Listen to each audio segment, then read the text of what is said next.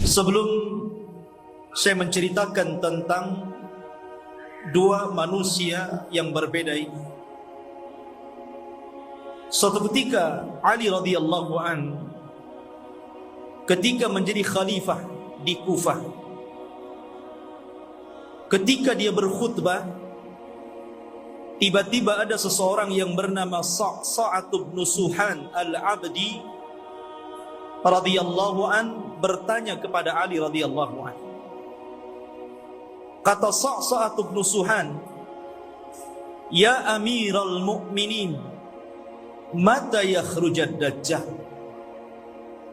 Wahai Amiral Mu'minin, kira-kira kapan munculnya Dajjal itu?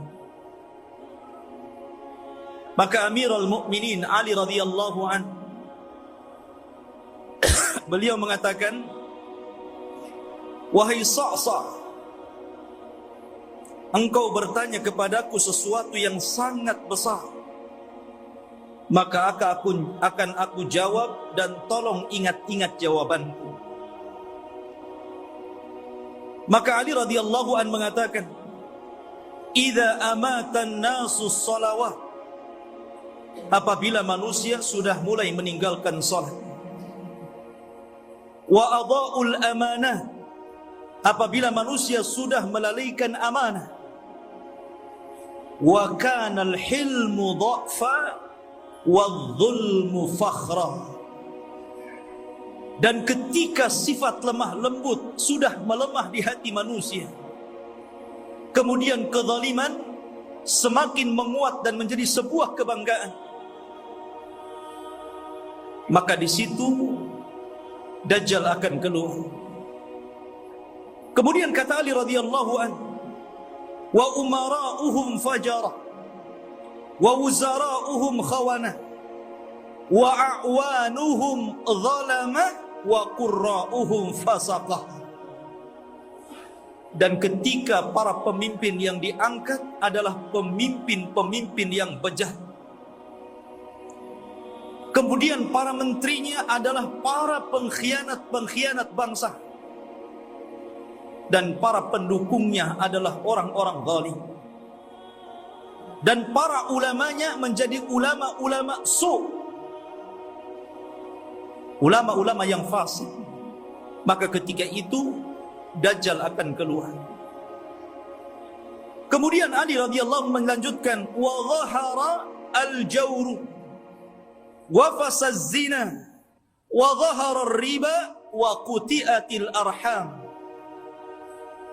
Dan ketika kezaliman dan kelaliman menyeruak di tengah-tengah bumi, kemudian menyebarnya zina, tampaknya riba, dan orang sudah mulai memutuskan silaturrahim, maka itu juga alamat telah dekatnya munculnya Dajjal.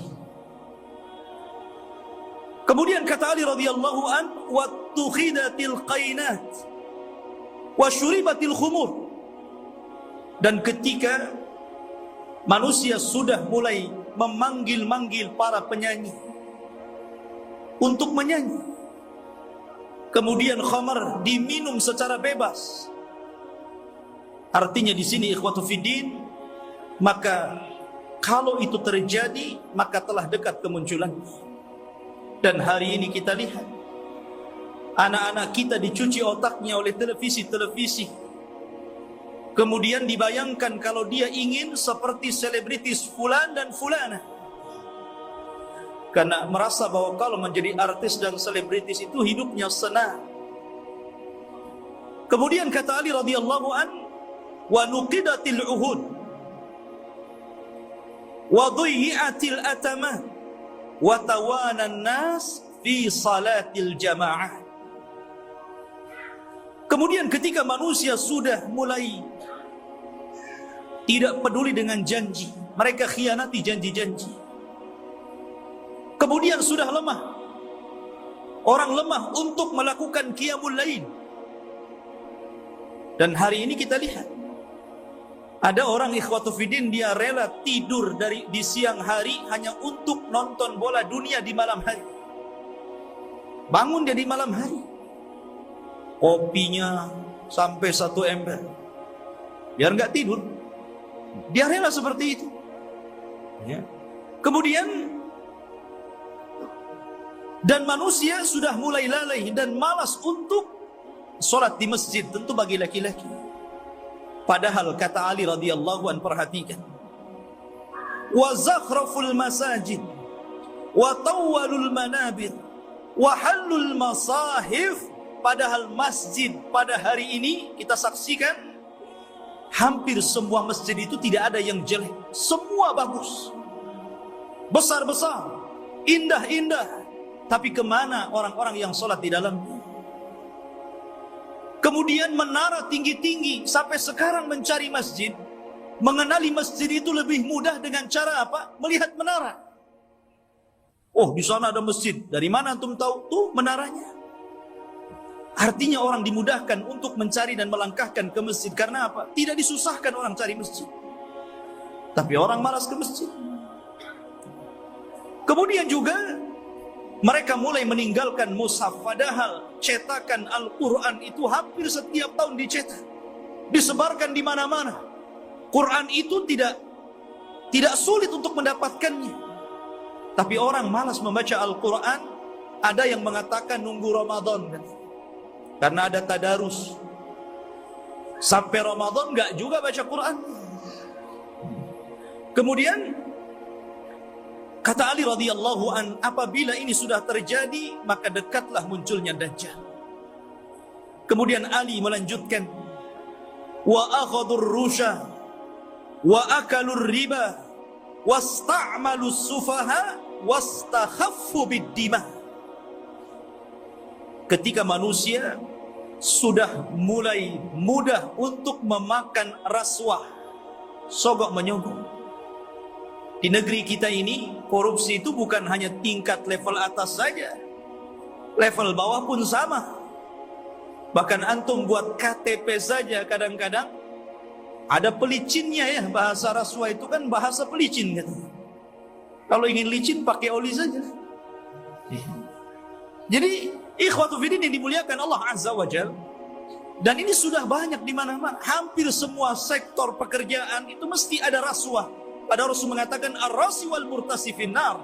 Orang yang memberikan sogokan, orang yang memakan sogokan sama-sama di neraka.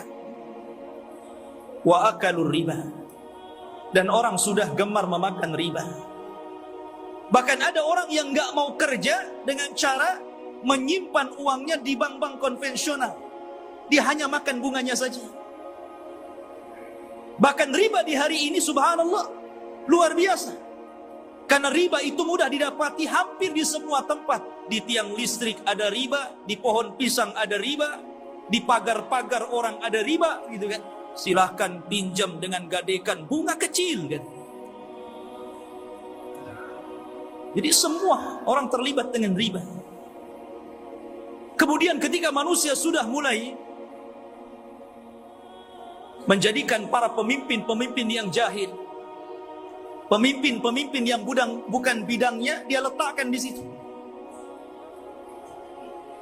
Harusnya ketika Anda mencari pemimpin atau pengurus untuk memimpin sesuatu, cari pemimpin-pemimpin yang layak dan bisa mengurus urusannya. Contoh saja umpamanya, yang paling mudah pesantren ataupun yayasan. Kadang orang-orang mencari pemimpin yang bukan orang-orang ahli agama. Macam mana orang yang bukan ahli agama memimpin pesantren yang notabene di situ diajarkan Al-Quran dan Sunnah? Jadi apa itu pesantren jadinya? Ini okelah pesantren-pesantren. Nah yang lebih dari itu seperti kepala desa, lurah, camat, bupati, sampai kepada presiden. Ketika manusia sudah melalaikan itu, dan mereka juga menganggap remeh persoalan darah. Kalau orang sudah menganggap remeh persoalan darah, ikhwan, maka itu alamat telah dekat keluar Dajjal. Anda bisa saksikan hari ini di medsos, setiap hari kita mendengar ada orang yang membunuh dan ada orang yang dibunuh. Sampai sering saya katakan, orang yang membunuh bingung kenapa bisa membunuh, orang yang dibunuh lebih bingung lagi kenapa Anda membunuh saya. Apa alasan saya Anda bunuh? Makanya bayi-bayi yang dibuang itu kemudian meninggal dalam kardus, meninggal di solokan, meninggal di tong-tong sampah, meninggal di parit-parit, itu di hadapan Allah akan datang ke hadapan Allah dan mengatakan, wal mau'udatu su'ilat bi ayyi dzambin qutilat. Atas dosa apa kau bunuh aku? Aku ini salah apa? Aku masih kecil. Aku tidak mendolimi siapapun. Aku masih fitrah. Kenapa aku dibunuh? Kemudian kata Ali radhiyallahu anhu, kalau sudah seperti ini, dekatlah munculnya Dajjal. Kemudian kata Ali radhiyallahu anhu, wa ba'ud dina bid dunya. Dan ketika manusia sudah mulai menjual agama dengan murahnya urusan dunia. Ada seorang wanita nikah dengan bule, nikah dengan orang-orang yang di luar daripada agama Islam. Dia rela pindah agama, yang penting rekening saya gendut, kendaraan saya mewah, rumah megah, kos-kosan banyak, dan begitu seterusnya. Kemudian kata Ali radhiyallahu anhu, wattajaratil mar'atu ala zawjiha hirsan ala dunya. Diperhatikan ibu-ibu. Dan ketika kaum wanita mudah untuk meminta cerai kepada suaminya hanya urusan dunia. Saya sering ke pengadilan agama dan saya lihat tingkat perceraian itu luar biasa di Batam. Dan banyak para wanita yang menggugat cerai suaminya hanya gara-gara faktor dunia. Bukan tidak boleh menggugat cerai, kalau ada alasannya silahkan. Tapi kalau urusan dunia, kemudian itu menjadikan seorang istri kurang ajar kepada suami dan meminta cerai begitu saja, apalagi karena ada orang ketiga yang lebih hebat, lebih wah, lebih banyak hartanya, ini sudah lain urusannya. Kemudian kata Ali radhiyallahu an, wa raqibatin nisa 'alal mayasir. Nabi SAW radhiyallahu an meramalkan seperti ini. Tentu beliau mendapatkan informasi dari Nabi.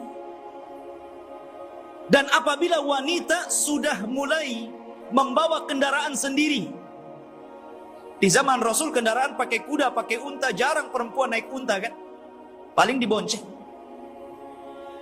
Makanya di sini Ali tidak mengatakan dan para wanita menaiki al-ibil, unta, tetapi mengatakan al-mayasir, ditujukan kepada kendaraan-kendaraan modern, mobil, motor. Ya, kalau mungkin jaraknya bukan jarak safar, hanya keliling-keliling di Batam, ke pasar. Ini terkadang jarak safar, jarak tempuh yang disunahkan untuk mengqashar dan menjamak sholat pun kita dapati ada perempuan berani loh bawa mobil sendiri. Sudah tidak ada mahram, nekat lagi. Maka ini juga alamat dekatnya munculnya Dajjal. Kemudian kata Ali radhiyallahu watashabbahna nisa birrijal watashabbahar rijalu bin nisa. Ketika mulai perempuan meniru gaya laki-laki, dan ketika laki-laki sudah memakai atribut-atribut perempuan, maka ini pun telah dekat munculnya Dajjal. Kita saksikan hari ini. Kalau laki-laki cari levis ke pasar, habis tuh diborong perempuan. Kalau laki-laki cari celana jeans gitu kan, habis gak ada, diborong sama mbak-mbak. Akhirnya laki-laki terpaksa beli rok, beli pakaian-pakaian perempuan. Artinya seperti ini kan. Anda bisa bayangkan tuh, pakaian laki-laki tapi pakai jilbab gitu kan. Ketat, pakai lepis, pakai kaos, tapi jilbaban pula dia. Ya. Yang laki-lakinya parah lagi. Anting-anting itu untuk perempuan, dia letakkan tutup botol aqua di sini di kupingnya. Antum tahu? Anak itu lihat ada orang pakai anting-anting laki-laki itu, botol aqua di sini. Ya Allah. Ini kan atribut perempuan, kenapa pula dipakai laki-laki? Bahkan yang lebih parah, apa yang disebut dengan LGBT itu sudah mulai melembaga loh di negeri kita ini. Mulai melembaga. Bahkan tahun kebelakang itu saya pernah mendengar informasi sampai mereka membuat fikih LGBT. Anda bisa saksikan tuh. Fikih LGBT. Bagaimana cara wudunya LGBT. Bagaimana cara sholatnya LGBT. Bagaimana cara puasa LGBT. Dan minta pula kemudian diresmikan. Supaya majelis ulama itu memberikan mukaddimah. Ini kan sudah gila ini. Mereka nggak tahu bagaimana hukuman kaum Lut. Tidak ada hukuman yang lebih parah yang Allah kirimkan kepada mereka. Hati-hati.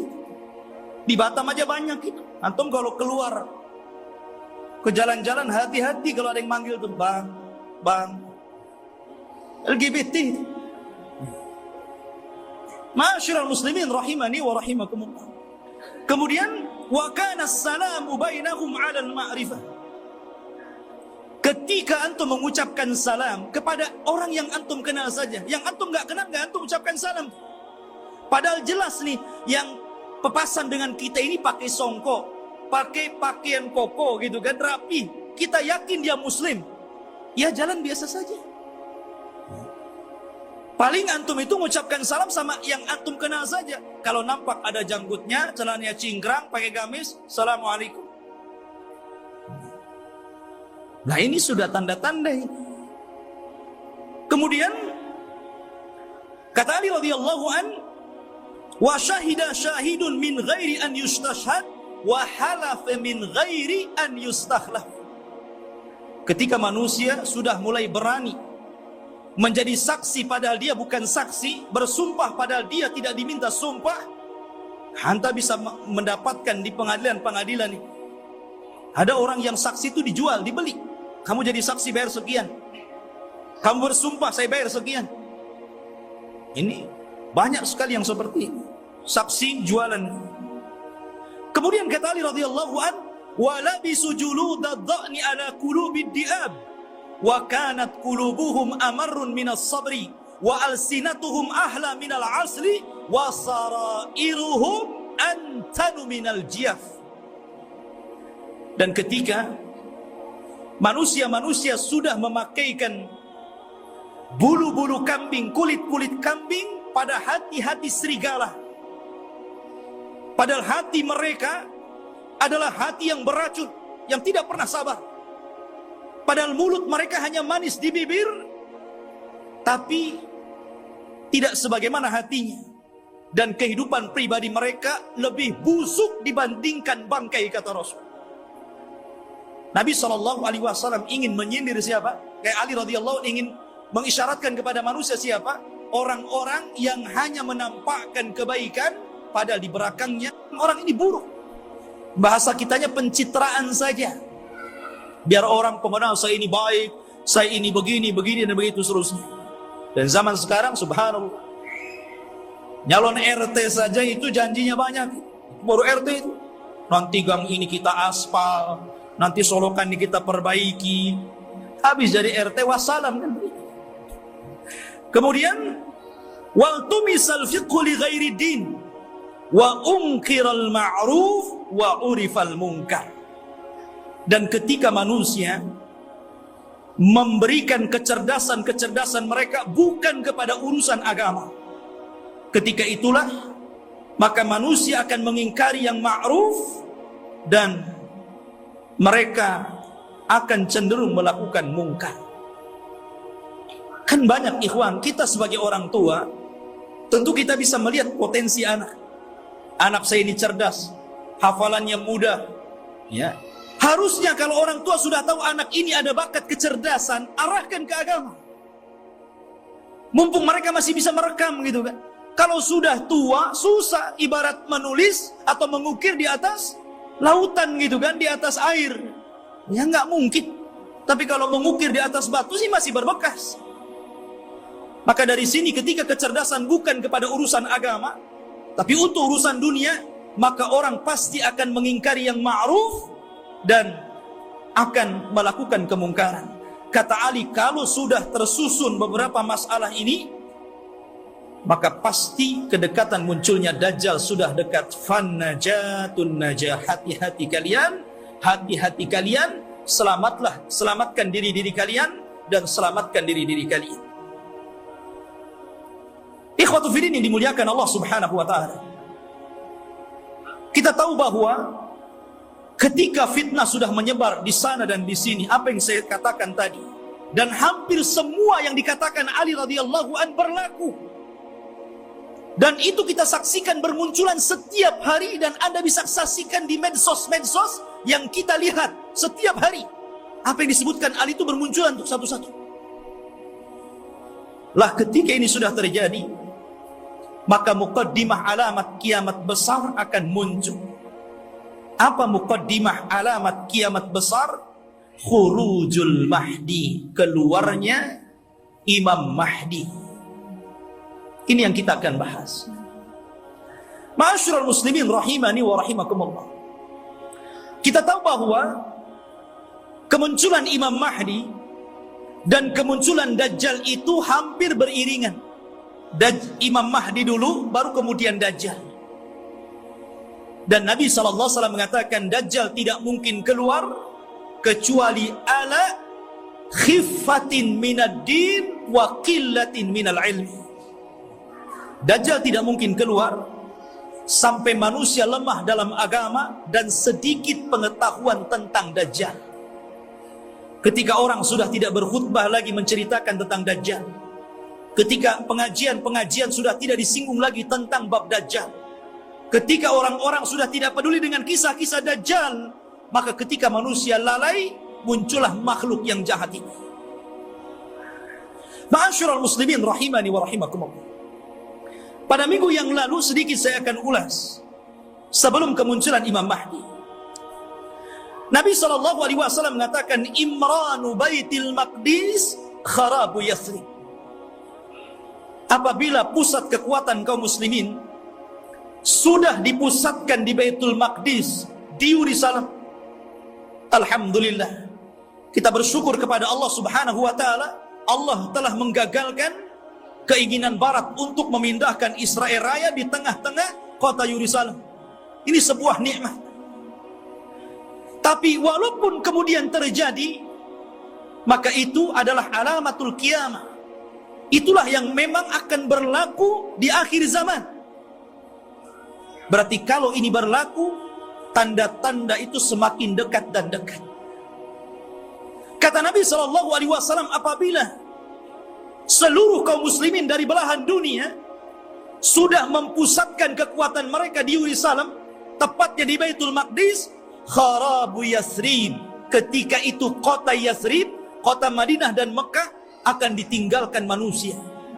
Padahal Mekah dan Madinah itu ketika itu dalam posisi sebaik-baiknya ekonomi, tapi akan ditinggalkan dan akan berhijrah ke Baitul Maqdis.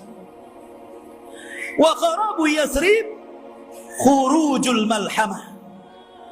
Dan ketika Yathrib roboh, Madinah roboh, kosong, tidak ada orang karena hijrah semua ke Syam, maka ketika itu muncullah malhamatul kubra, perang besar. Malhamah itu diambil dari kata-kata lahmun. Lahmun itu artinya daging. Kenapa kemudian peperangan disangkut pautkan dengan daging? Karena ketika itu peperangan, setelah orang melakukan peperangan dengan alat-alat canggih, maka alat-alat itu kemudian dimusnahkan, maka kembali peperangan menjadi peperangan kembali ke alat-alat tradisional. Boleh jadi mungkin diawali dengan perang nuklir dulu, karena masing-masing negara punya nuklir gitu kan. Masing-masing negara punya rudal, punya senjata hebat. Boleh jadi muqaddimah peperangan ini dilakukan dengan cara perang teknologi dulu. Setelah kemudian hancurnya negeri-negeri, senjata pun sudah tidak ada lagi, hanya bangkai-bangkai besi-besi tua. Disitulah kemudian peperangan akan kembali ke perang tradisional.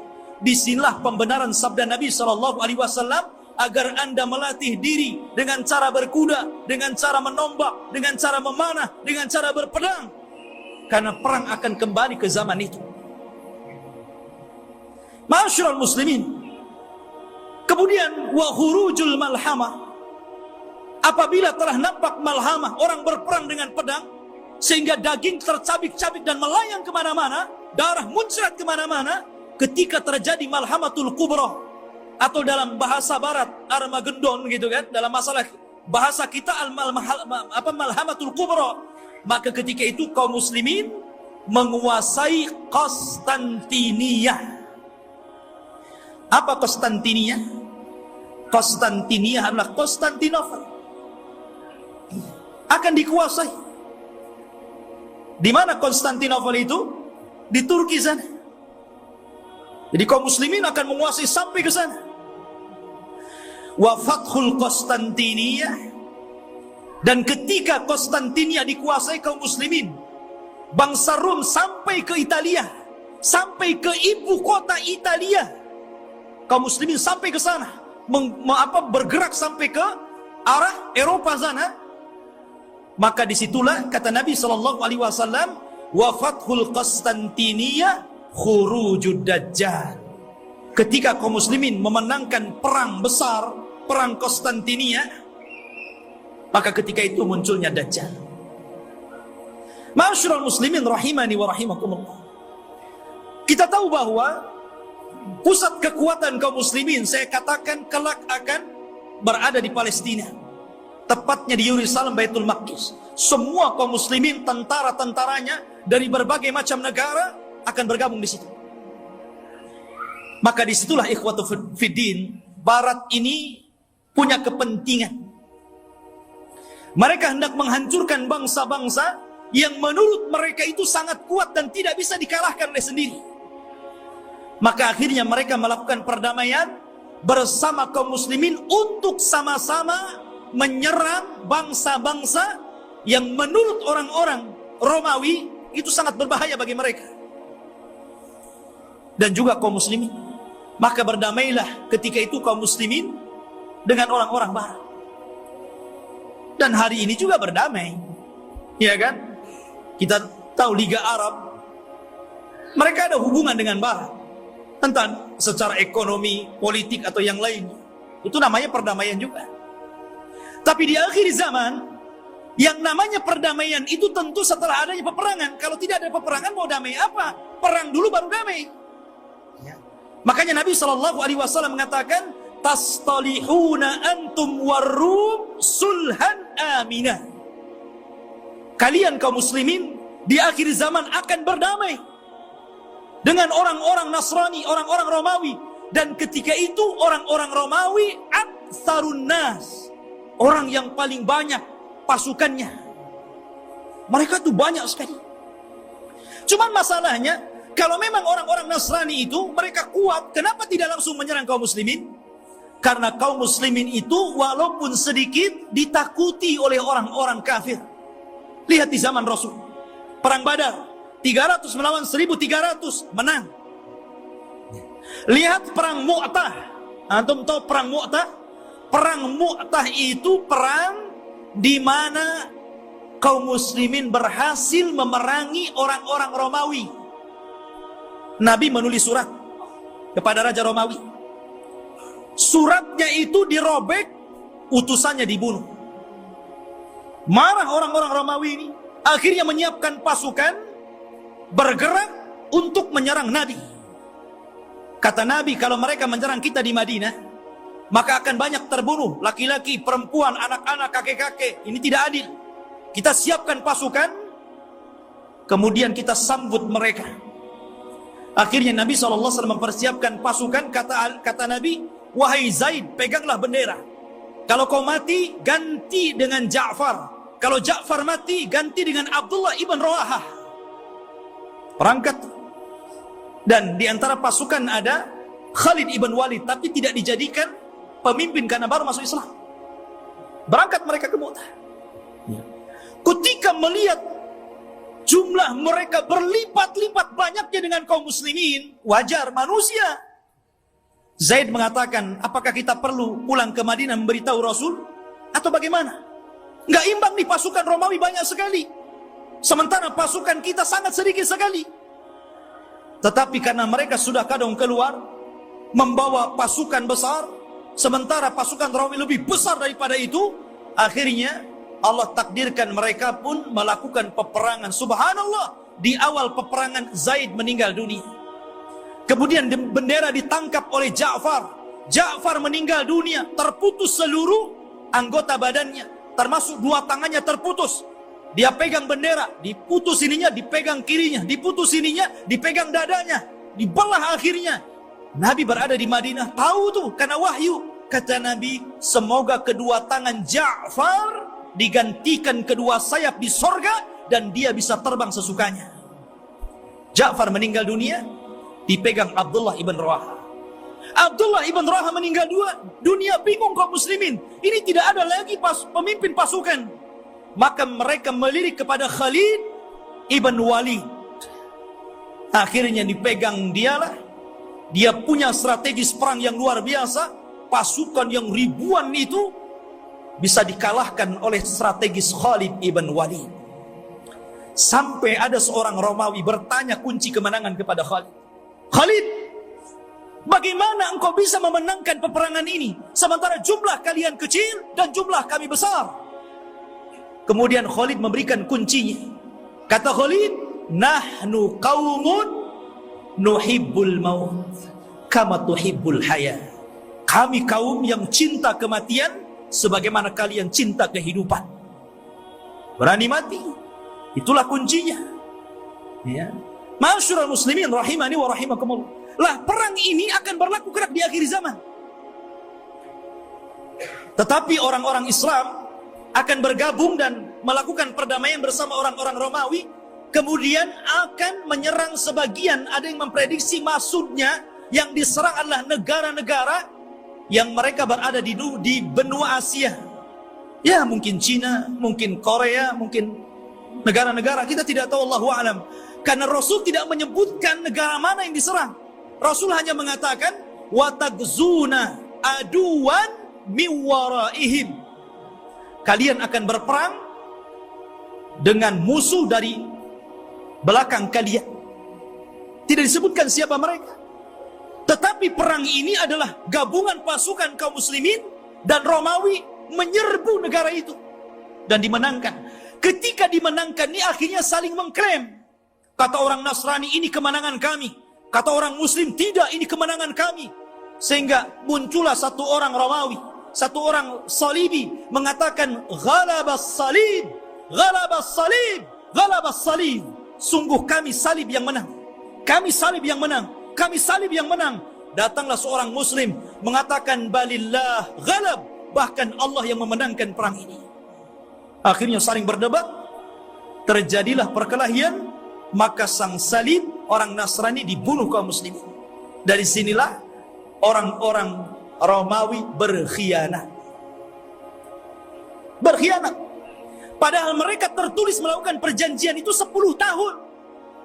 Ada yang mengatakan di tahun ketiga, ada yang mengatakan di tahun kelima, mereka berkhianat. Atas pengkhianatan inilah, maka kemudian mereka hendak menyerang kaum muslimin, menyiapkan pasukan besar. Dan kaum muslimin butuh pemimpin untuk melawan Romawi. Dari sinilah apa yang kita bahas malam ini, khurujul Mahdi. Muncul Imam Mahdi untuk melawan orang-orang Romawi. Ma'asyiral muslimin rahimani wa rahimakumullah. Kalau kita cerita Al-Mahdi Al-Muntadhar, Imam Mahdi yang kita tunggu-tunggu kemunculannya, Nabi SAW menyebutkan sifat-sifatnya. Kenapa Nabi SAW menyebutkan sifat-sifatnya? Agar supaya tidak ada orang yang mengaku sebagai Imam Mahdi. Karena disebutkan sifat-sifatnya. Anda tidak bisa tahu-tahu saya Imam Mahdi. Kayak di Indonesia ini ada satu orang, satu waktu dia ngaku Imam Mahdi, satu waktu ngaku Nabi, satu waktu ngaku Nabi Isa. Hebat. Dan itu hanya ada di Indonesia. Ya. Siapa dia? Lia Aiden. Antum pernah kenal kasusnya Lia Aiden? Sampai di penjara. Rupanya anaknya juga ngaku Nabi. Lihat masyarakat muslim. Dan itu hanya ada di Indonesia. Ya. Belum lagi di Jawa Barat. Ada orang namanya Cecep. Orang Jawa Barat kan Cecep tuh namanya.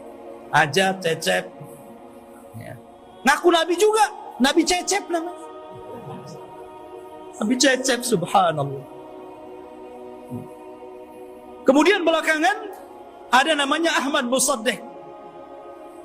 Sampai gempar. Banyak di negeri kita ini ngaku Nabi. Kalau di Batam saya belum dengar. Di Batam ini ada yang ngaku orang bisa melihat Allah aja itu. Tapi bayar 500 katanya. Ya. Jadi intinya bahwa Imam Mahdi ini dijelaskan sifatnya, dijelaskan tanda-tanda kemunculannya, dan dia disabdakan Nabi SAW, "Laulam yabqa minad dunya illa yaumun." Kalaulah usia dunia ini hanya tinggal 1 hari saja, la tawwalallahu dzalikal yaum. Pasti Allah akan lamakan hari itu selama-lamanya, hatta yab'atsa rajulan min ahli baiti. Sampai Allah akan utus seorang laki-laki dan dia keturunanku, yuwatiu ismahu bi ismi wa isma abihi bismi abi. Di mana nama dia sama dengan namaku, Muhammad, bukan Lia. Bapaknya Abdullah, bukan Aiden. Jadi Muhammad bin Abdullah Al-Hasani, keturunan Hasan, Al-Alawi, keturunan Ali. Artinya dia keturunan cucu Rasul, Hasan bin Ali. Dan ini Imam Mahdi ahli sunnah. Berbeda dengan Imam Mahdi Syiah. Mereka menganggap Imam Mahdi Syiah itu keturunan Husain. Namanya Muhammad juga, tetapi Muhammad Hasan Al-Ashkari namanya. Katanya waktu kecil disembunyikan di satu tempat di gua di daratan Irak, namanya Sirdab. Jadi ada satu gua Sirdab, di situ ada lubang kecil, kemudian orang ngeker ke dalam gitu kan. Dan mengetuk-ketuk pintunya, "Ukhruj ya Mahdi, ukhruj ya Mahdi." Itulah orang Syiah. Setiap hari ada yang menggedor-gedor pintu, "Keluar wahai Mahdi, keluar wahai Mahdi." Yang enggak keluar, enggak ada Mahdinya. Ya. Ma'asyiral muslimin rahimani wa rahimakumullah. Maka Al-Mahdi itu keturunan Hasan. Maka yang disebutkan oleh banyak para ulama, salah satunya Syekhul Islam Ibn Taimiyah, kemudian juga muridnya Al-Imam Ibnul Qayyim rahimahullahu ta'ala, ketika menjelaskan tentang kenapa Imam Mahdi keturunan Hasan, karena Allah memuliakan Hasan ketika dia menyerahkan kekuasaan kepada Muawiyah untuk menjaga darah kaum muslimin, maka keturunannya Allah muliakan akan menjadi imam yang belum sempat dicicipi oleh nenek moyangnya Hasan bin Ali. Padahal Hasan bin Ali sudah jadi presiden di zaman itu. Tapi cuma 6 bulan saja, melihat ada gelagat pergerakan kaum muslimin pembela Ali akan perang lagi dengan Muawiyah, dia tidak mau ada pertumpahan darah. Akhirnya dia ngalah, dia yang menyerahkan kekuasaan kepada Muawiyah, engkau saja yang jadi raja, yang jadi rakyatnya. Akhirnya bersatulah kaum muslimin. Karena kerendah dirian Hasan inilah, maka Allah muliakan Hasan. Maka dari keturunan Hasan inilah lahir di akhir zaman Al-Mahdi Muhammad ibn Abdullah Al-Hasani Al-Alawi rahimahullahu ta'ala. Kok rahimahullah ta'ala? Belum muncul, afwan. Hafizahullahu ta'ala. Taib. Khotufidin yang dimuliakan Allah subhanahu wa ta'ala, beliau dilaqabi Al-Mahdi. Al-Mahdi artinya orang yang diberikan petunjuk. Dan dia Allah perbaiki dalam satu malam. Dia tidak tahu kalau dia akan jadi pemimpin. Dia seorang thalabul ilmi, ahli ibadah. Dia tidak tahu kalau dia akan diangkat. Tiba-tiba ketika dia dari Madinah ke Mekah untuk haji gitu kan, orang-orang memandang bahwa dia itu ada kelainan. Orang ini luar biasa, punya wibawa, taat beribadah, sehingga orang-orang Allah lembutkan hatinya, diarahkan agar memilih orang ini dan dibaiatnya. Pada awalnya dia menolak. Dia menolak. Siapa saya? Saya bukan siapa-siapa. Kenapa Anda memilih saya untuk menjadi pemimpin kalian? Tapi kemudian dia pun istikharah di malam hari itulah Allah perbaiki dia dalam satu malam. Allah berikan ilmu, kecerdasan, kepemimpinan, subhanallah. Sehingga dalam satu malam, kun fayakun.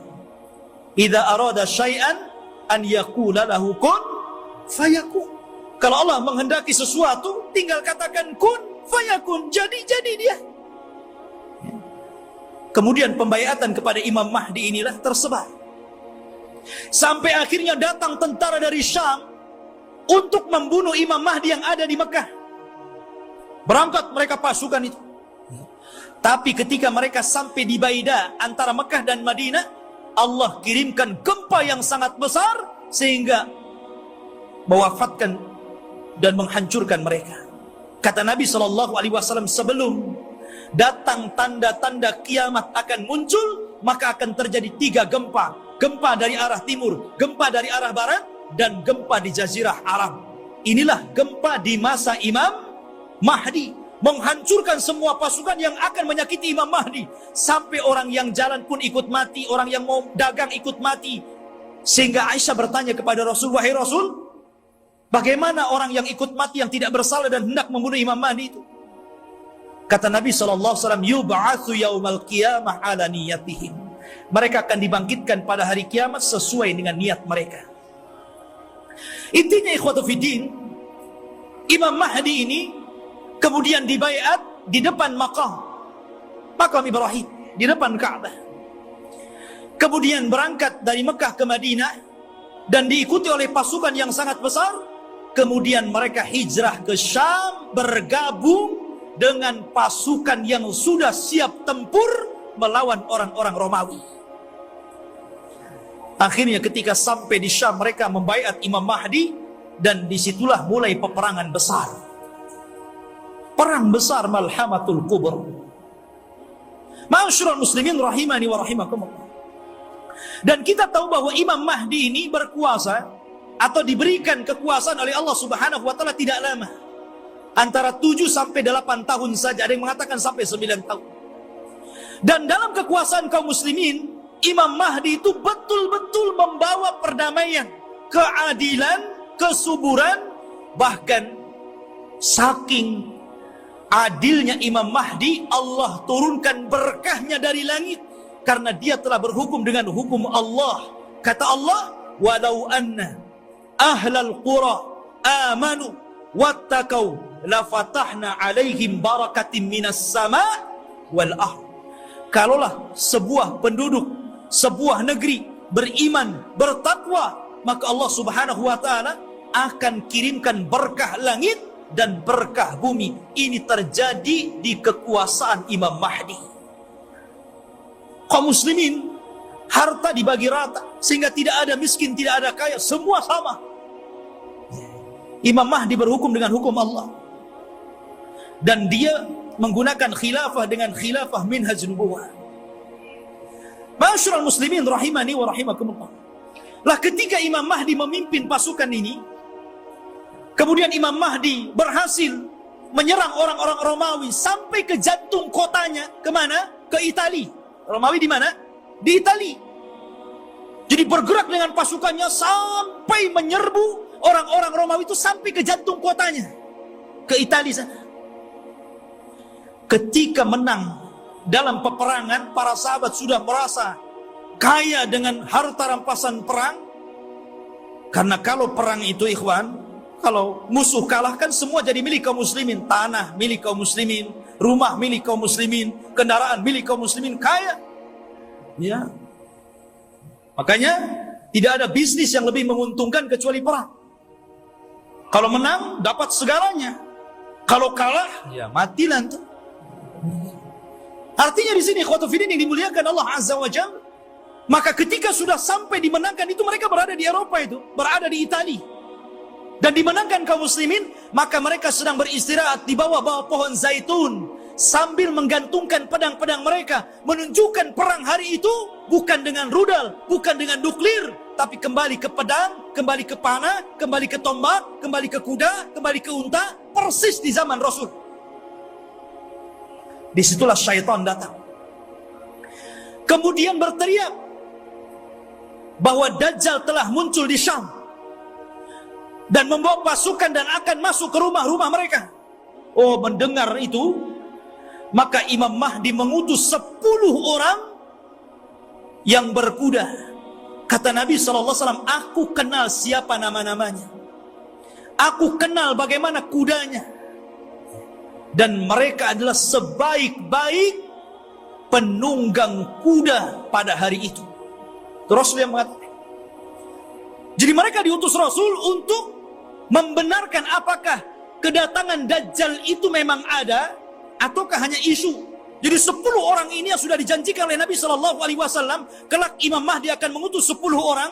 Rasul tahu namanya, Rasul tahu kudanya, dan mereka adalah penunggang-penunggang yang terbaik ketika itu.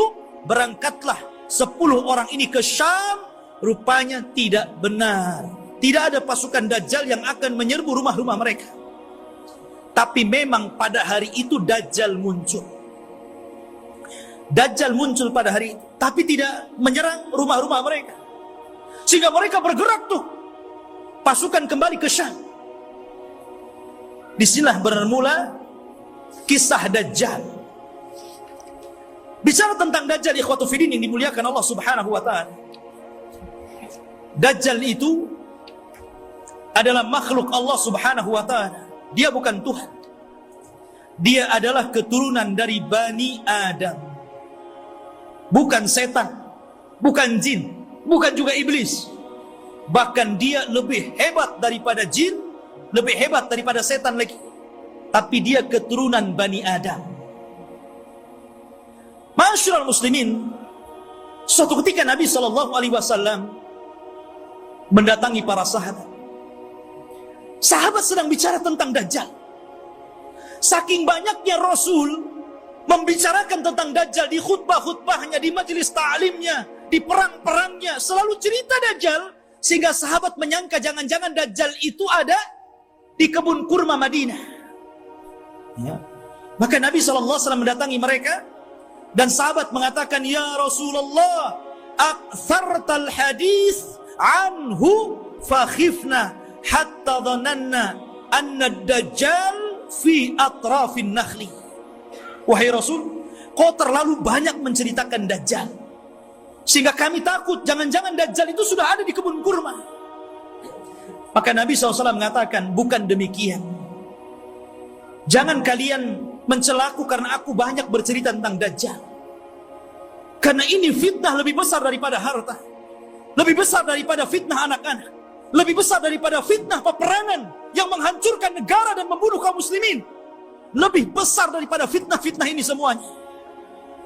Kata Nabi SAW, ghairu Dajjal akhwafuni alaikum. Tidak ada yang lebih aku takutkan kepada kalian kecuali fitnah Dajjal. In yakhruju fikum, kalau seandainya Dajjal itu muncul kepada kalian, wa ana hayyun, dan saya masih hidup, fa ana hajiju dunakum, saya yang akan melawannya, saya yang akan berperang dengan dia. Akan tetapi kata Rasul, iyakhruju fikum wa ana mayyitun, kalau Dajjal keluar kepada kalian dan saya sudah mati, fa kullu nafsin dha'iqatul maut, setiap jiwa pasti mati. Kata Nabi SAW, famru'un hajijunya nafsahu, maka setiap orang harus membela dirinya masing-masing. Karena tidak ada yang bisa melawan Dajjal kecuali seorang Nabi. Maksudnya Nabi Isa. Makanya ketika Nabi SAW mendengar ada di Madinah seorang anak kecil yang Allah berikan keanehan dari ilmu-ilmu jin, namanya Saf, atau dikenal dengan Ibnu Soyyad, anaknya seorang Yahudi. Sifat-sifatnya sama dengan Dajjal yang diceritakan Nabi, anak kecil. Ya. Bahkan sebagian para sahabat bersumpah bahwa dia Dajjal. Salah satunya Umar Ibn Khattab radhiyallahu an, bersumpah dia Dajjal. Dan Rasul membiarkan sumpahnya dan tidak mengingkari. Akhirnya Rasul datang dengan Abu Bakar, dengan Umar, ingin mengecek tentang keberadaan anak kecil namanya Saf, atau disebut dengan Ibnu Soyyad ini. Berangkat Rasul, kemudian masuk ke kampung Yahudi. Rupanya betul ada anak kecil yang sedang bermain-main dengan anak-anak yang lainnya. Kemudian Nabi memanggil anak kecil namanya Saf itu, dan mengatakan, ya Saf, atashhadu anni Rasulullah? Wahai Saf, apakah engkau bersaksi saya adalah utusan Allah? Anak kecil nengok Nabi. Kemudian dia mengatakan, asyhadu annaka nabiyul ummi. Aku bersaksi engkau adalah nabi yang diutus oleh Allah Subhanahu wa ta'ala. Tiba-tiba Saf berbalik tanya kepada Rasul, ya Muhammad, atashhadu anni Rasulullah? Hei Muhammad, maukah kau bersaksi aku juga utusan Allah? Bayangkan, anak kecil ngomong di hadapan Rasul, mau enggak kau bersaksi saya juga utusan Allah sama dengan kamu?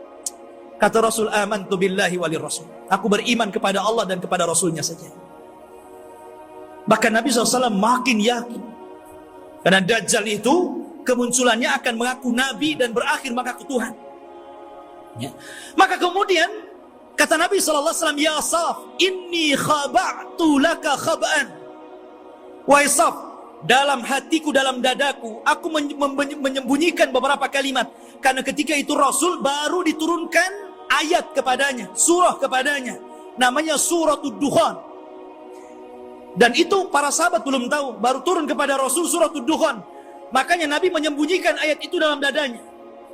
Kata Rasul, wahai Saf, wahai Ibnu Sayyad, aku menyembunyikan beberapa kalimat di dadaku. Coba tebak apa? Kata si Saf ini memandang dada Rasul, tiba-tiba dia mengatakan, duh. Dia tidak bisa mengatakan dukhan, tapi sudah benar awalnya. Karena Rasul menyembunyikan kalimat dukhan, tapi dia tidak sempurna. Dia mengatakan duh. Maka Rasul langsung mengatakan, ikhsha falan ta'du wa qadrak. Celaka engkau tidak mungkin bisa meneruskan kalimat-kalimat yang ada di dadaku. Tapi dari Rasul makin bingung, jangan-jangan ini betul-betul Dajjal nih. Ya, dia tahu isi hati saya gitu. Anak kecil si Saf ini. Ya. Akhirnya Rasul pulang. Kemudian pada waktu yang lain, dia ajak lagi Umar dan Abu Bakar ingin mengecek lagi keberadaan si Saf ini. Setelah ketemu dan hendak kemudian diintai dan kembali ingin diuji, tiba-tiba datang ibunya. Melihat ada Rasul SAW dan ibunya kenal. Ya Saf, ataka Muhammadun. Ya Saf, ataka Muhammadun. Hei Saf, Muhammad sudah datang di sampingmu. Maka Saf pun kemudian langsung pergi kemudian di belakang ibunya. Kata Nabi SAW, lau tarakathu latabayyana amruhu. Kalau ibunya ketika itu tidak memanggil-manggil, tentu aku sudah tahu siapa si Saf ini. Apakah Dajjal atau bukan Dajjal? Tetapi ikhwatu fiddin, kenyataannya si Saf ini kemudian tumbuh besar dan dia masuk Islam. Tapi dalam hati para sahabat masih ragu masalahnya. Jadi dia sudah tua, masuk Islam, sahabat masih ragu, masih ketakutan dengan si Saf ini, Ibnu Sayyad yang sudah besar dan masuk Islam. Jangan-jangan dia Dajjal pura-pura masuk Islam. Jadi suatu ketika Abu Sa'id Al-Khudri radhiyallahu an, ketika Saf ini hendak berangkat haji dan para sahabat banyak yang sudah berangkat duluan, rupanya Abu Sa'id Al-Khudri ketinggalan dan Saf atau Ibnu Sayyad yang sudah tua, sudah dewasa gitu kan.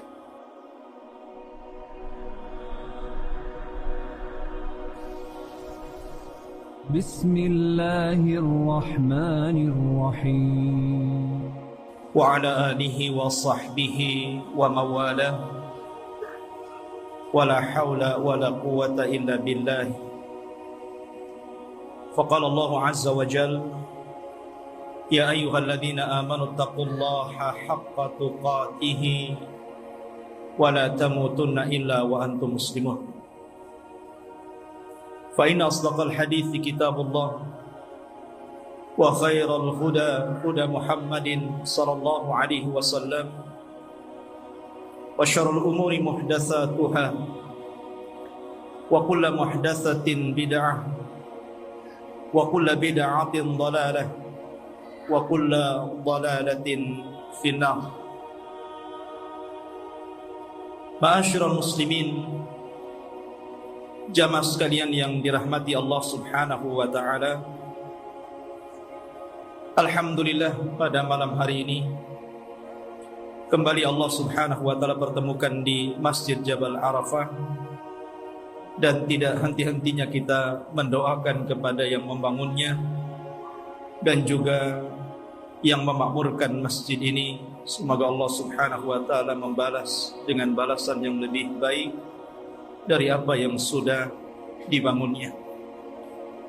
Salawat serta salam tak lupa saya haturkan kepada yang mulia alaihi salatu wassalam. Allahumma salli ala Muhammad wa ala alihi wa sahbihi wa man sara ala nahjihi ila yaumiddin. Pembahasan pada malam hari ini melanjutkan pembahasan yang kemarin, masih seputar huru-hara hari kiamat. Dan pada malam hari ini kita fokuskan kepada kisah tentang muqaddimah alamah kiamat besar, munculnya Imam Mahdi, dan juga makhluk yang paling jelek yang Allah Subhanahu wa taala ciptakan untuk memfitnah manusia, yang kita kenal di dalam Islam sebagai Dajjal. Ma'asyiral muslimin rahimani wa rahimakumullah. Sebelum saya menceritakan tentang dua manusia yang berbeda ini, suatu ketika Ali radhiyallahu an ketika menjadi khalifah di Kufah, ketika dia berkhutbah, tiba-tiba ada seseorang yang bernama Sa'ad bin Suhan al-Abdi radhiyallahu an bertanya kepada Ali radhiyallahu an. Kata Sa'ad bin Suhan, "Ya Amiral Mu'minin, mata yakhrujad Dajjal?" Wahai Amiral Mu'minin, kira-kira kapan munculnya Dajjal itu? Maka Amirul Mukminin Ali radhiyallahu an beliau mengatakan, "Wahai Sa'sa, engkau bertanya kepadaku sesuatu yang sangat besar, maka akan aku jawab, dan tolong ingat-ingat jawabanku." Maka Ali radhiyallahu an mengatakan, "Idza amatan nasu shalawat," apabila manusia sudah mulai meninggalkan salat, "wa adha'ul amanah," apabila manusia sudah melalaikan amanah, "wa kana al-hilmu dha'fa wadh-dhulmu fakhra," dan ketika sifat lemah lembut sudah melemah di hati manusia, kemudian kezaliman semakin menguat dan menjadi sebuah kebanggaan, maka di situ Dajjal akan keluar. Kemudian kata Ali radhiyallahu an, "Wa umara'uhum fajara, wa wuzara'uhum khawana, wa a'wanuhum zalama, wa qurra'uhum fasaqah." Dan ketika para pemimpin yang diangkat adalah pemimpin-pemimpin yang bejat, kemudian para menterinya adalah para pengkhianat-pengkhianat bangsa, dan para pendukungnya adalah orang-orang zalim, dan para ulamanya menjadi ulama-ulama su', ulama-ulama yang fasik, maka ketika itu Dajjal akan keluar. Kemudian Ali radhiyallahu melanjutkan, "Wa dhahara al-jawru wa fasaz zina wa dhahara ar-riba wa quti'atil arham." Dan ketika kezaliman dan kelaliman menyeruak di tengah-tengah bumi, kemudian menyebarnya zina, tampaknya riba, dan orang sudah mulai memutuskan silaturrahim, maka itu juga alamat telah dekatnya munculnya Dajjal. Kemudian kata Ali radhiyallahu an, "Wattukhidatil qainat wa syuribatil khumur." Dan ketika manusia sudah mulai memanggil-manggil para penyanyi untuk menyanyi. Kemudian khamar diminum secara bebas. Artinya di sini ikhwatu fiddin, maka kalau itu terjadi maka telah dekat kemunculannya. Dan hari ini kita lihat anak-anak kita dicuci otaknya oleh televisi-televisi. Kemudian dibayangkan kalau dia ingin seperti selebritis fulan dan fulana, karena merasa bahwa kalau menjadi artis dan selebritis itu hidupnya senang. Kemudian kata Ali radhiyallahu an, wa nuqidatil uhud wa dhiyyatil atamah wa tawanan nas fi salatil jamaah. Kemudian ketika manusia sudah mulai tidak peduli dengan janji, mereka khianati janji-janji. Kemudian sudah lemah, orang lemah untuk melakukan qiyamul lail. Dan hari ini kita lihat ada orang ikhwatu fiddin, dia rela tidur di siang hari hanya untuk nonton bola dunia di malam hari. Bangun dia di malam hari, kopinya sampai 1 ember, biar nggak tidur. Dia rela seperti itu. Ya. Kemudian dan manusia sudah mulai lalai dan malas untuk solat di masjid, tentu bagi laki-laki. Padahal kata Ali radhiyallahu an, perhatikan, wa zakhraful masajid wa tawwalul manabir wa halul masahif. Padahal masjid pada hari ini kita saksikan hampir semua masjid itu tidak ada yang jelek, semua bagus, besar-besar, indah-indah. Tapi kemana orang-orang yang sholat di dalamnya? Kemudian menara tinggi-tinggi, sampai sekarang mencari masjid, mengenali masjid itu lebih mudah dengan cara apa? Melihat menara. Oh, di sana ada masjid. Dari mana antum tahu? Tuh menaranya. Artinya orang dimudahkan untuk mencari dan melangkahkan ke masjid. Karena apa? Tidak disusahkan orang cari masjid, tapi orang malas ke masjid. Kemudian juga mereka mulai meninggalkan mushaf. Padahal cetakan Al-Quran itu hampir setiap tahun dicetak, disebarkan di mana-mana. Quran itu tidak sulit untuk mendapatkannya. Tapi orang malas membaca Al-Quran. Ada yang mengatakan nunggu Ramadan, karena ada tadarus. Sampai Ramadan enggak juga baca Quran. Kemudian kata Ali radhiyallahu an, apabila ini sudah terjadi maka dekatlah munculnya Dajjal. Kemudian Ali melanjutkan, wa akhadhur rusha wa akalur riba wasta'malus sufaha wastakhaffu bid-dima.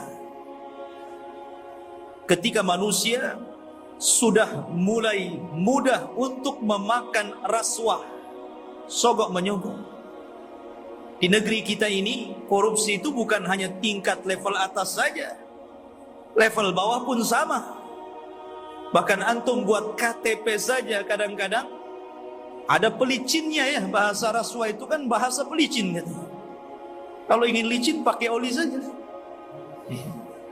Jadi ikhwatu fiddin yang dimuliakan Allah Azza wa Jalla, dan ini sudah banyak di mana-mana. Hampir semua sektor pekerjaan itu mesti ada rasuah. Padahal Rasul mengatakan ar-rasi wal murtasi finnar.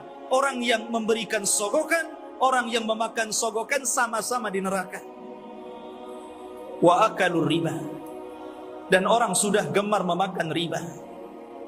Bahkan ada orang yang enggak mau kerja dengan cara menyimpan uangnya di bank-bank konvensional. Dia hanya makan bunganya saja. Bahkan riba di hari ini subhanallah luar biasa. Karena riba itu mudah didapati hampir di semua tempat. Di tiang listrik ada riba, di pohon pisang ada riba, di pagar-pagar orang ada riba, gitu kan. Silahkan pinjam dengan gadekan bunga kecil kan. Jadi semua orang terlibat dengan riba. Kemudian ketika manusia sudah mulai menjadikan para pemimpin-pemimpin yang jahil, Pemimpin-pemimpin yang bukan bidangnya dia letakkan di situ. Harusnya ketika Anda mencari pemimpin atau pengurus untuk memimpin sesuatu, cari pemimpin-pemimpin yang layak dan bisa mengurus urusannya. Contoh saja umpamanya, yang paling mudah pesantren ataupun yayasan. Kadang orang-orang mencari pemimpin yang bukan orang-orang ahli agama. Macam mana orang yang bukan ahli agama memimpin pesantren yang notabene di situ diajarkan Al-Quran dan Sunnah? Jadi apa itu pesantren jadinya? Ini okelah pesantren-pesantren. Nah yang lebih dari itu seperti kepala desa, lurah, camat, bupati, sampai kepada presiden. Ketika manusia sudah melalaikan itu, dan mereka juga menganggap remeh persoalan darah. Kalau orang sudah menganggap remeh persoalan darah, ikhwan, maka itu alamat telah dekat keluar dajjal. Anda bisa saksikan hari ini di medsos, setiap hari kita mendengar ada orang yang membunuh dan ada orang yang dibunuh. Sampai sering saya katakan, orang yang membunuh bingung kenapa bisa membunuh, orang yang dibunuh lebih bingung lagi, kenapa Anda membunuh saya? Apa alasan saya Anda bunuh?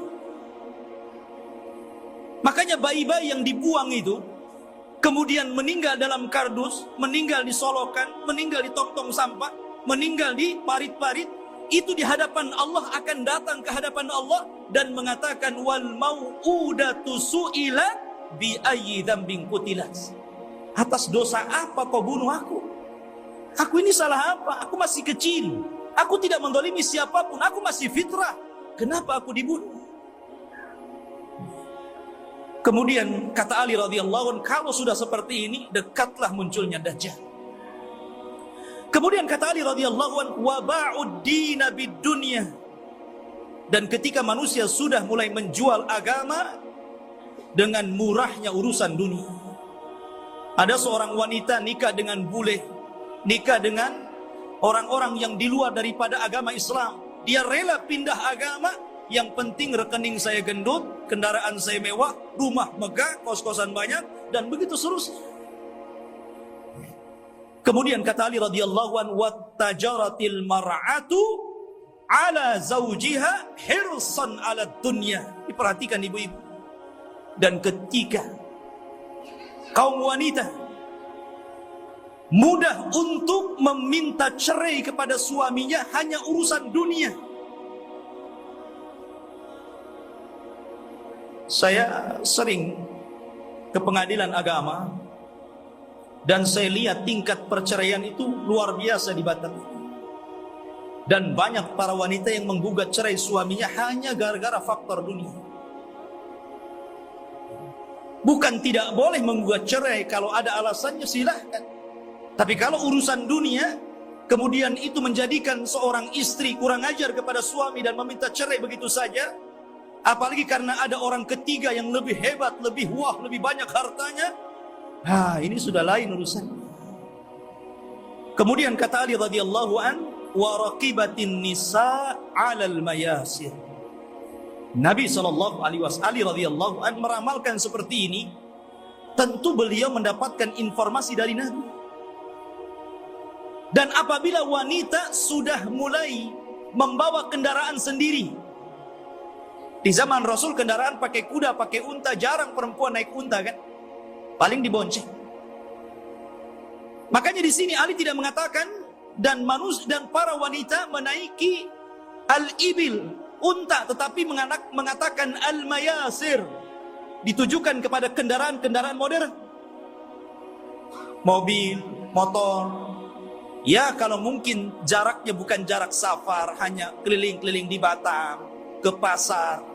Ini terkadang jarak safar, jarak tempuh yang disunahkan untuk mengqashar dan menjamak sholat pun kita dapati ada perempuan berani loh bawa mobil sendiri tuh. Sudah tidak ada mahram, nekat lagi. Maka ini juga alamat dekatnya munculnya dajjal. Kemudian kata Ali radhiyallahu watashabbahna nisa birrijal watashabbahar rijalu bin nisa. ketika mulai perempuan meniru gaya laki-laki, dan ketika laki-laki sudah memakai atribut-atribut perempuan, maka ini pun telah dekat munculnya Dajjal. Kita saksikan hari ini. Kalau laki-laki cari levis ke pasar, habis tuh diborong perempuan. Kalau laki-laki cari celana jeans gitu kan, habis nggak ada, diborong sama mbak-mbak. Akhirnya laki-laki terpaksa beli rok, beli pakaian-pakaian perempuan. Artinya seperti ini kan. Anda bisa bayangkan tuh, pakaian laki-laki tapi pakai jilbab gitu kan. Ketat, pakai lepis, pakai kaos, tapi jilbaban pula dia. Ya. Yang laki-lakinya parah lagi. Anting-anting itu untuk perempuan dia letakkan tutup botol aqua di sini di kupingnya. Antum tahu? Anak itu lihat ada orang pakai anting-anting laki-laki itu, botol aqua di sini. Ya Allah. Ini kan atribut perempuan, kenapa pula dipakai laki-laki? Bahkan yang lebih parah, apa yang disebut dengan LGBT itu sudah mulai melembaga loh di negeri kita ini. Mulai melembaga. Bahkan tahun kebelakang itu saya pernah mendengar informasi sampai mereka membuat fikih LGBT. Anda bisa saksikan tuh. Fikih LGBT. Bagaimana cara wudunya LGBT. Bagaimana cara sholatnya LGBT. Bagaimana cara puasa LGBT. Dan minta pula kemudian diresmikan. Supaya majelis ulama itu memberikan muqaddimah. Ini kan sudah gila ini. Mereka nggak tahu bagaimana hukuman kaum Lut. Tidak ada hukuman yang lebih parah yang Allah kirimkan kepada mereka. Hati-hati. Di Batam aja banyak itu. Antum kalau keluar ke jalan-jalan, hati-hati kalau ada yang manggil tuh, bang, LGBT. Ma'asyiral muslimin rahimani wa rahimakumullah. Kemudian wa kana as-salamu bainahum 'ala al-ma'rifah. Ketika antum mengucapkan salam kepada orang yang antum kenal saja, yang antum nggak kenal nggak antum ucapkan salam. Padahal jelas nih, yang pepasan dengan kita ini pakai songkok, pakai pakaian koko gitu kan, rapi. Kita yakin dia muslim, ya jalan biasa saja. Paling antum itu mengucapkan salam sama yang antum kenal saja. Kalau nampak ada janggutnya, celananya cingkrang, pakai gamis, assalamualaikum. Nah ini sudah tanda-tanda ini. Kemudian kata Ali radhiyallahu an, wa syahida syahidun min ghairi an yustashhad wa halaf min ghairi an yustakhlaf. Ketika manusia sudah mulai berani menjadi saksi padahal dia bukan saksi, bersumpah padahal dia tidak diminta sumpah, anda bisa mendapatkan di pengadilan-pengadilan ini. Ada orang yang saksi itu dijual, dibeli. Kamu jadi saksi bayar sekian. Kamu bersumpah saya bayar sekian. Ini banyak sekali yang seperti ini. Saksi jualan. Kemudian kata Ali radhiyallahu an, wa labisu juludad dha'ni ala qulubid di'ab wa kanat qulubuhum amarrun minas sabri wa alsinatuhum ahla minal asli wa sarairuhum antanu minal jiyaf. Dan ketika manusia-manusia sudah memakaikan bulu-bulu kambing, kulit-kulit kambing pada hati-hati serigala. Padahal hati mereka adalah hati yang beracun, yang tidak pernah sabar. Padahal mulut mereka hanya manis di bibir, tapi tidak sebagaimana hatinya. Dan kehidupan pribadi mereka lebih busuk dibandingkan bangkai, kata Rasul. Nabi SAW ingin menyindir siapa? Kayak Ali radhiyallahu ingin mengisyaratkan kepada manusia siapa? Orang-orang yang hanya menampakkan kebaikan, padahal di belakangnya orang ini buruk. Bahasa kitanya pencitraan saja. Biar orang pemenang saya ini baik, saya ini begini, dan begitu seterusnya. Dan zaman sekarang subhanallah, nyalon RT saja itu janjinya banyak. Baru RT itu, nanti gang ini kita aspal, nanti solokan ini kita perbaiki. Habis jadi RT wassalam kan begitu. Kemudian wal tumisal fiqhu li ghairi din wa unkiral ma'ruf wa urifal munkar. Dan ketika manusia memberikan kecerdasan mereka bukan kepada urusan agama. Ketika itulah maka manusia akan mengingkari yang ma'ruf dan mereka akan cenderung melakukan mungkar. Kan banyak ikhwan, kita sebagai orang tua tentu kita bisa melihat potensi anak. Anak saya ini cerdas, hafalannya mudah, ya. Harusnya kalau orang tua sudah tahu anak ini ada bakat kecerdasan, arahkan ke agama. Mumpung mereka masih bisa merekam gitu kan. Kalau sudah tua, susah, ibarat menulis atau mengukir di atas lautan gitu kan, di atas air. Ya nggak mungkin.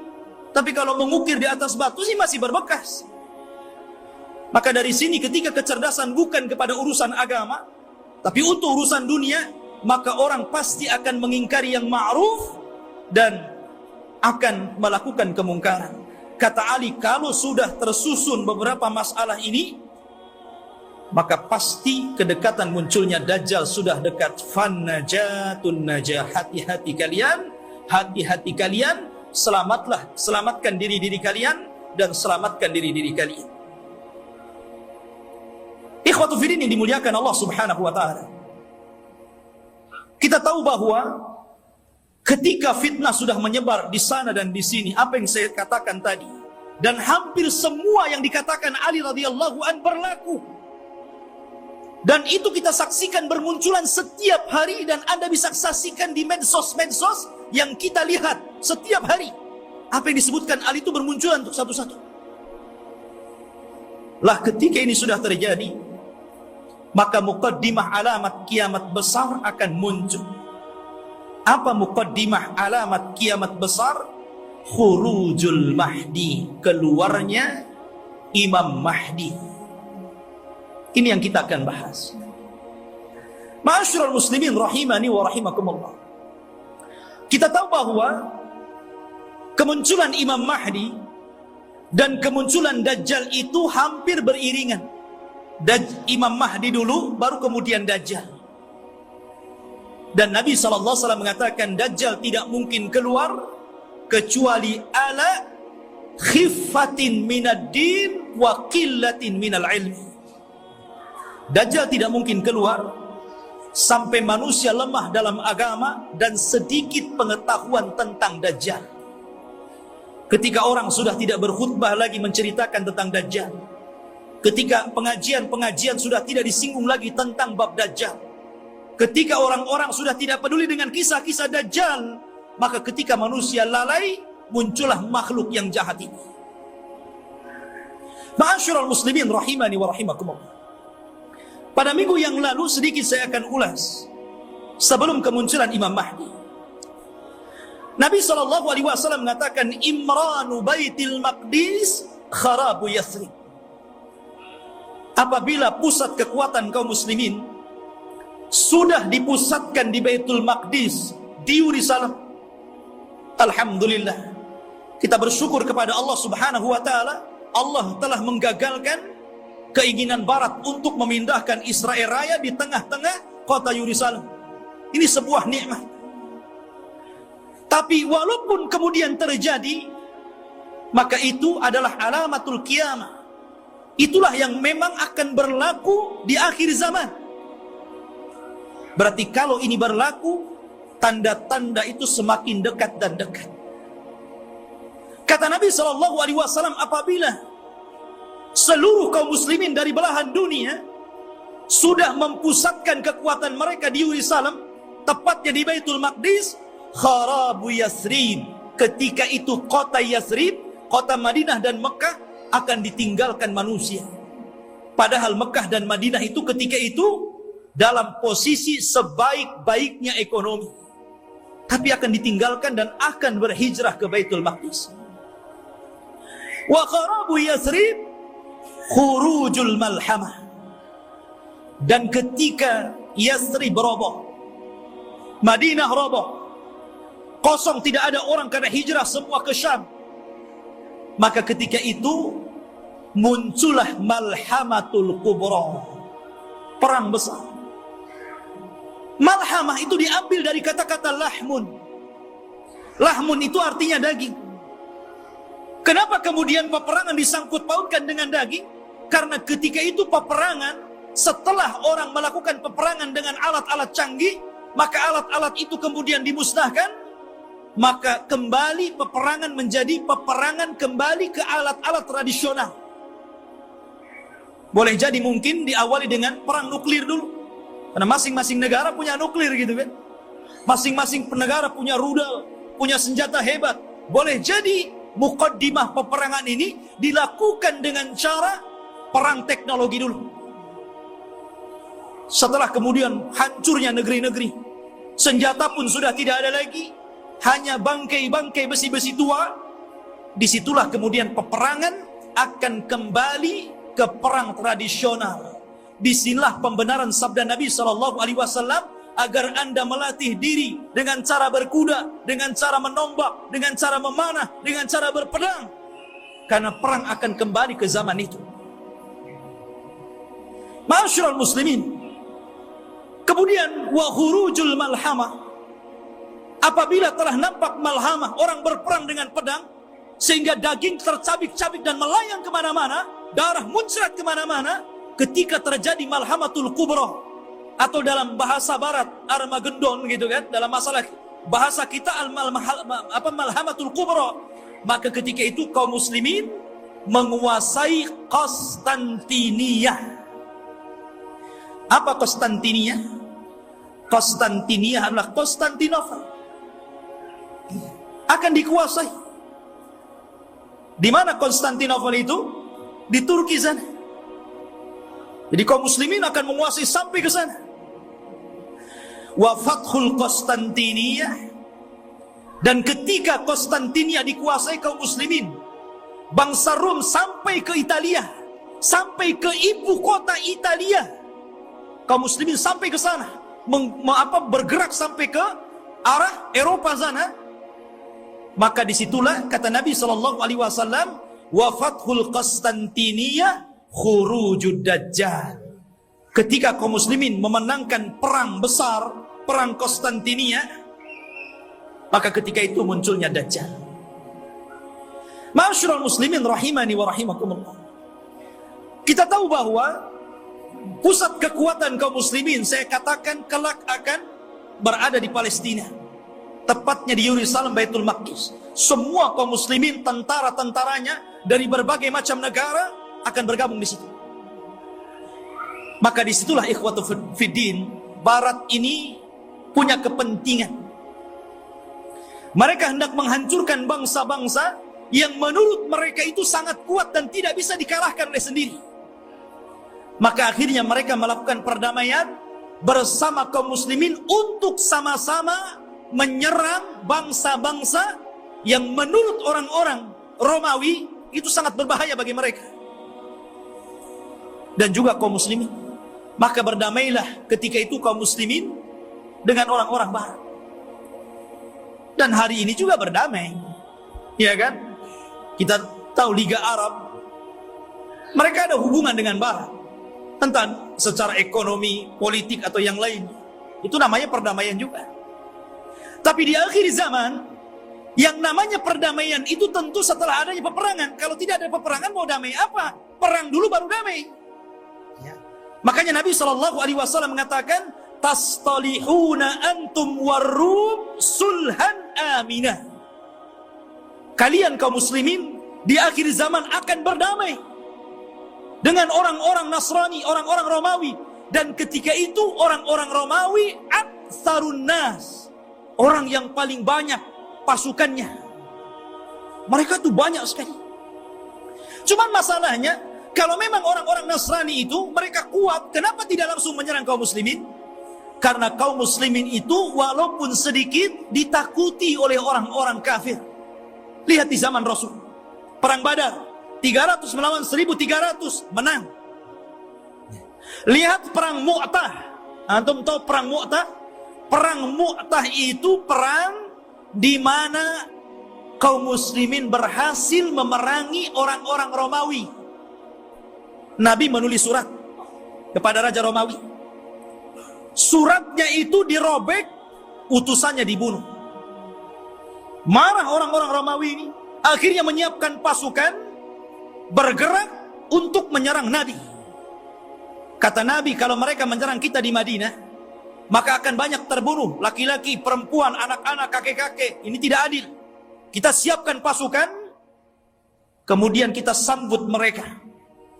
Akhirnya Nabi SAW mempersiapkan pasukan. Kata Nabi, wahai Zaid, peganglah bendera.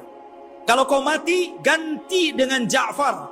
Kalau Ja'far mati, ganti dengan Abdullah ibn Rawahah. Perangkat.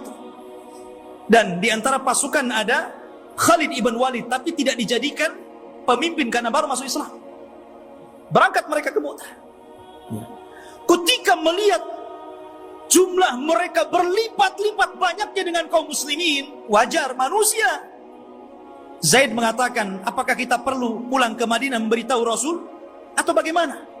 Nggak imbang nih, pasukan Romawi banyak sekali, sementara pasukan kita sangat sedikit sekali. Tetapi karena mereka sudah kadang keluar membawa pasukan besar, sementara pasukan Romawi lebih besar daripada itu, akhirnya Allah takdirkan mereka pun melakukan peperangan. Subhanallah, di awal peperangan Zaid meninggal dunia. Kemudian bendera ditangkap oleh Ja'far. Ja'far meninggal dunia, terputus seluruh anggota badannya, termasuk dua tangannya terputus. Dia pegang bendera, diputus ininya, dipegang kirinya, diputus ininya, dipegang dadanya, dibelah akhirnya. Nabi berada di Madinah, tahu tuh karena wahyu. Kata Nabi, semoga kedua tangan Ja'far digantikan kedua sayap di sorga dan dia bisa terbang sesukanya. Ja'far meninggal dunia, dipegang Abdullah ibn Rawahah. Abdullah ibn Rawahah meninggal dunia, bingung kaum muslimin. Ini tidak ada lagi pemimpin pasukan. Maka mereka melirik kepada Khalid ibn Walid. Akhirnya dipegang dialah.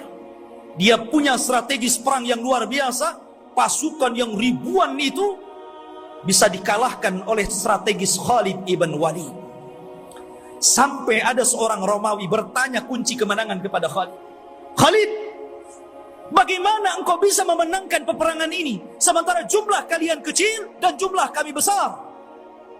Kemudian Khalid memberikan kuncinya.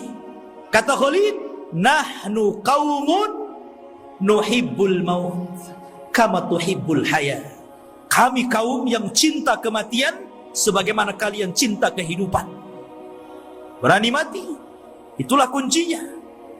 Ya. Ma'asyiral muslimin rahimani wa rahimakumullah. Lah, perang ini akan berlaku kelak di akhir zaman. Tetapi orang-orang Islam akan bergabung dan melakukan